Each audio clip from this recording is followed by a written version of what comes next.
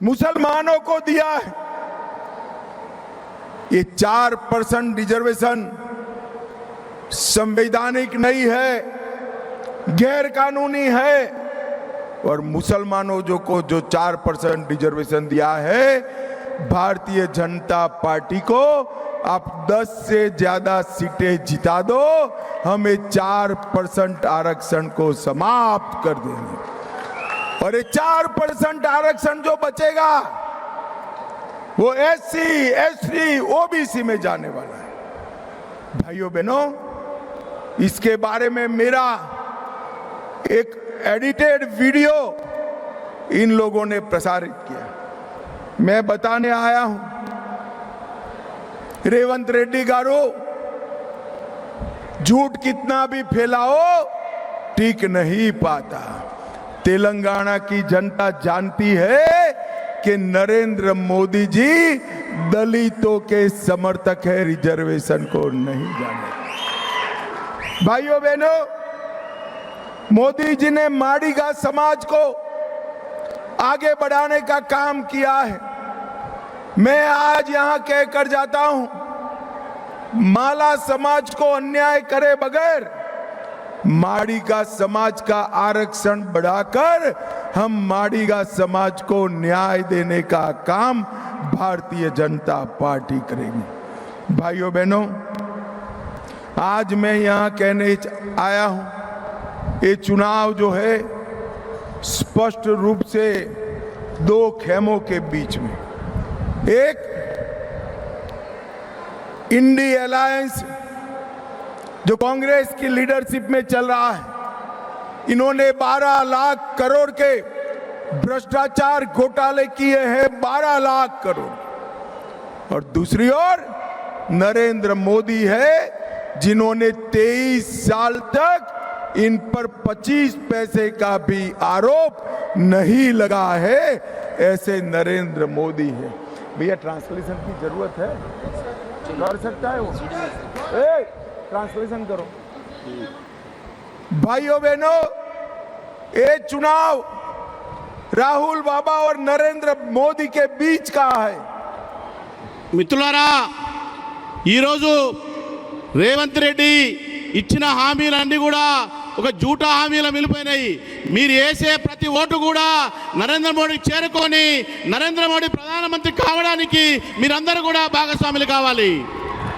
एक और राहुल बाबा के नेतृत्व में, आप लिखना जरा, राहुल बाबा के नेतृत्व में 12 लाख करोड़ के भ्रष्टाचार करने वाली कांग्रेस पार्टी है। और दूसरी ओर नरेंद्र मोदी जी है, जिन्होंने पर 23 साल में 25 पैसे का भी आरोप नहीं लगा है। రాహుల్ గాంధీ 12 లక్షల కోట్లతోటి కుంభకోణాలు చేసినటువంటి పార్టీ అది. నరేంద్ర మోడీ అధికారంలో వచ్చినాక ఒకే ఒక్క కూడా అవినీతి ఆరోపణ లేకుండా చాలా నీతివంతమైన పాలన అందించిన మోడీ. भाइयों और बहनों, आप मुझे बताओ, अयोध्या में राम मंदिर बनना चाहिए या नहीं बनना चाहिए? अरे నరేంద్ర మోడీ ప్రధానమంత్రి కావాలా వద్దా? 70 साल से, 70 ईयर से एक कांग्रेस पार्टी राम मंदिर को रोक कर बैठी थी।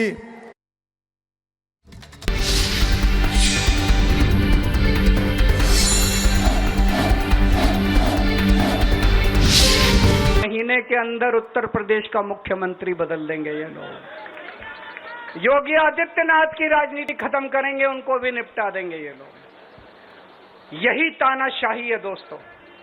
वन नेशन वन लीडर ये चाहते हैं, एक ही तानाशाह इस देश के अंदर बचेगा, एक ही तानाशाह इस देश के अंदर बचेगा।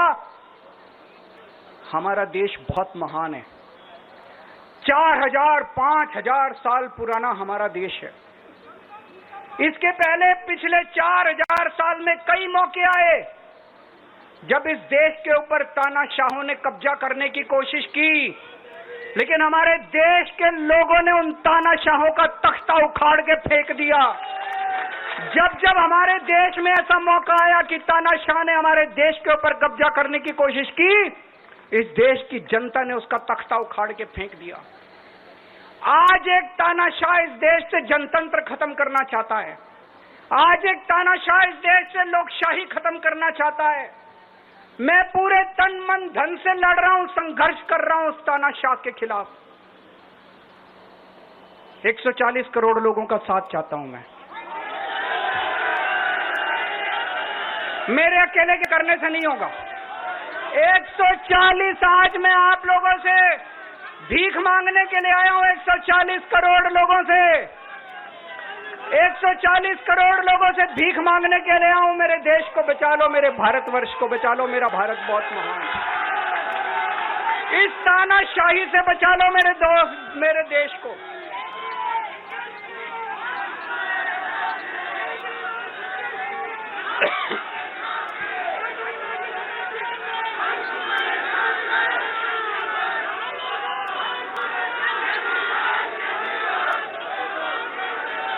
मैं सुप्रीम कोर्ट का बहुत बहुत शुक्रिया अदा करना चाहता हूं। उन्होंने 21 दिन दिए हैं, एक एक दिन में 24 घंटे हैं।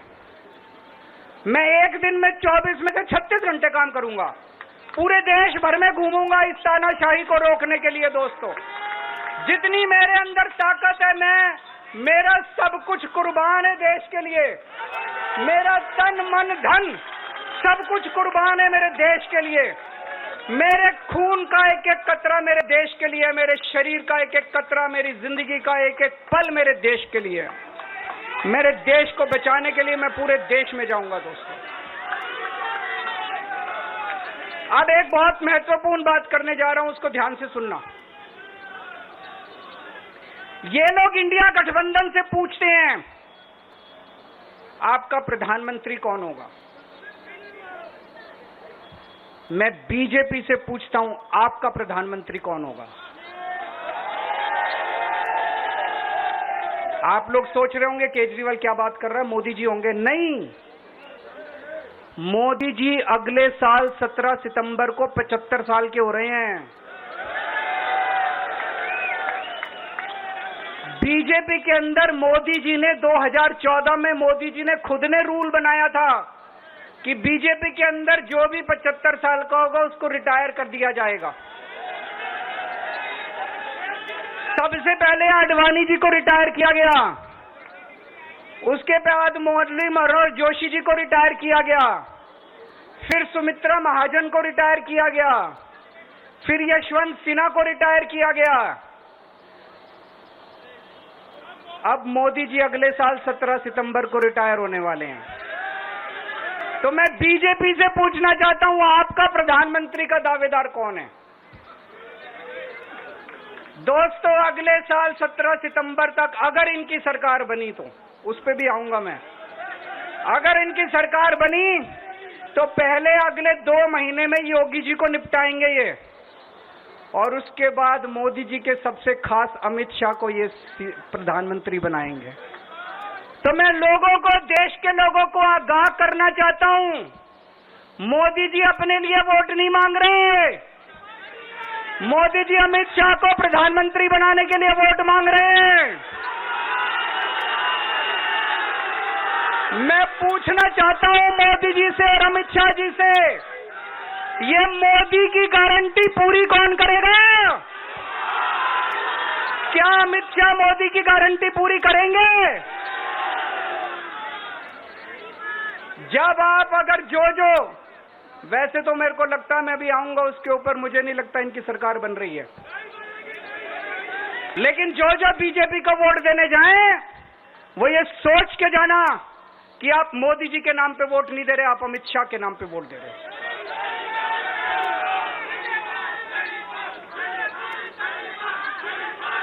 अब एक खुशखबरी आप लोगों के लिए, अब एक खुशखबरी है, सबको बता देना जो मैंने बातें कही है बड़ी सोच समझ के कही हैं।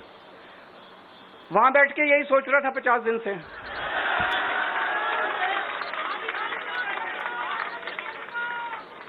दोस्तों, पूरे देश के मेरे को बाहर निकले हुए 20 घंटे हुए। इन 20 घंटों के अंदर भी मैंने रात भर में जनता से बात कर रहा था, लोगों से फोन कर रहा था।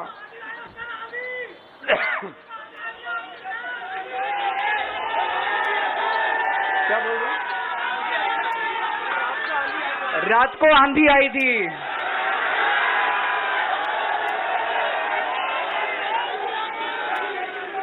पिछले 20 घंटे में मैंने जो बातचीत करी है, कई बड़े बड़े एक्सपर्ट से बात की, चुनाव विश्लेषकों से बात की, सेफोलॉजिस्ट से बात की, जनता से बात की, फोन पे लोगों से।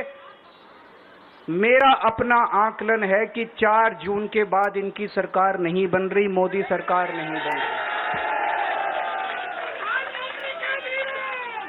दोस्तों, अगर मैं गलत हूं तो मेरे को बताना, हरियाणा में इनकी सीट कम हो रही है, राजस्थान में कम हो रही है, कर्नाटक में कम हो रही है, दिल्ली में कम हो रही है, बिहार में कम हो रही है, महाराष्ट्र में कम हो रही है, कर्नाटक में कम हो रही है, बंगाल में कम हो रही है, झारखंड में कम हो रही है। बढ़ कहां रही है? यूपी में कम हो रही है। बढ़ कहां रही है? बड़े एक भी जगह इनकी सीटें नहीं बढ़ रही हैं। मेरा अपना मानना है, और सट्टा बाजार में भी वो जो चल रहा है, इनकी 220 से 230 के बीच में सीट आ रही है, उससे ज्यादा सीट नहीं आ रही है। मोदी सरकार